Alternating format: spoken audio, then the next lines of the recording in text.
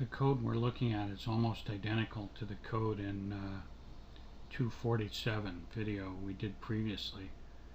The one difference being we've added another field to the list view, which is days past. And if we double click on the display table button, look at the code.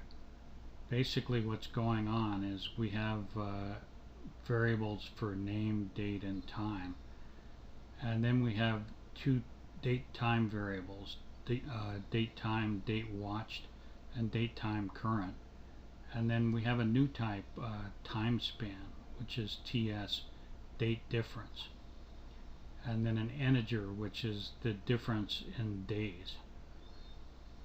So basically what happens when we go through the code is we have a list view item LVI and a list view item .list view subitem LVSI, and we do a select from the Time Lord table of all the fields, and we create a MySql command object based on this select and our pre-established connection object, and then we populate a MySql data reader via command.execute reader, and go through each of the rows in turn with a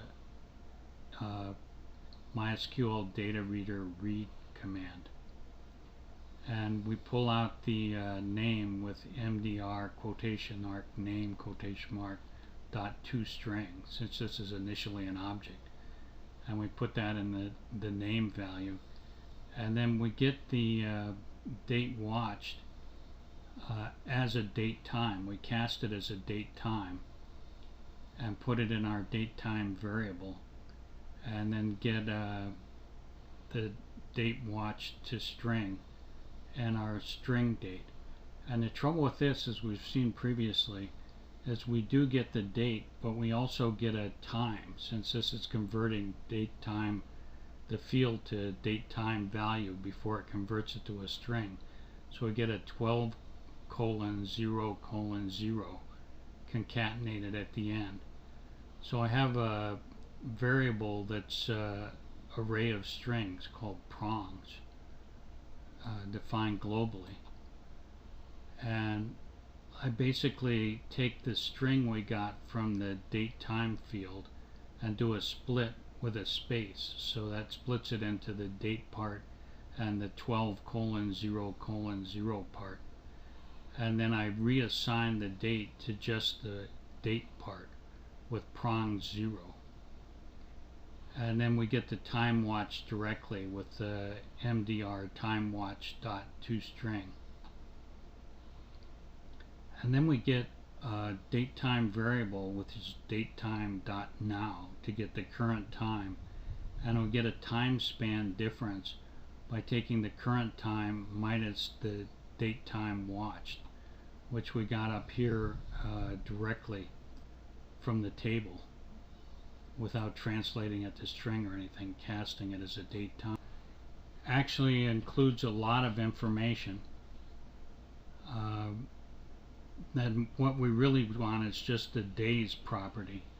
So we convert this, we get the days property in the integer called nDays difference, and then we convert that to string, and that becomes what gets put in the fourth field. And then we just basically go through and put all these string values into text fields in the LVI. Like the first one goes into LVI.text, and then we instantiate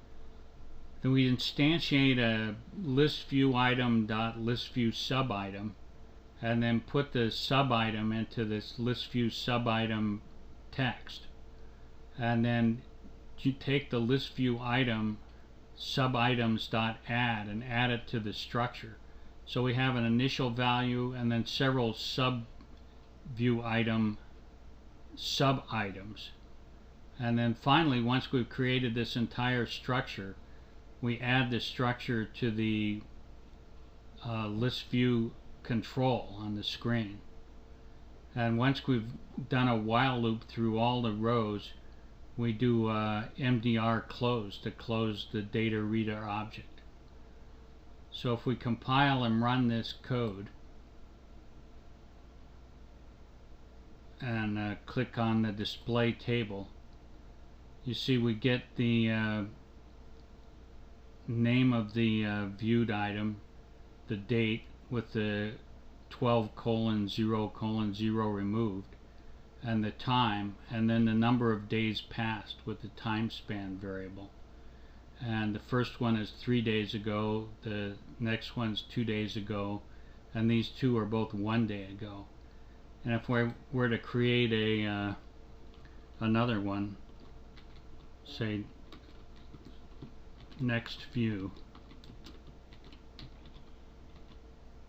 and right is now, and then redisplay the table, you see the next view is today's date and the days past is 0. Well, I hope you enjoyed this video and learned a lot, and I'd appreciate it if you'd subscribe.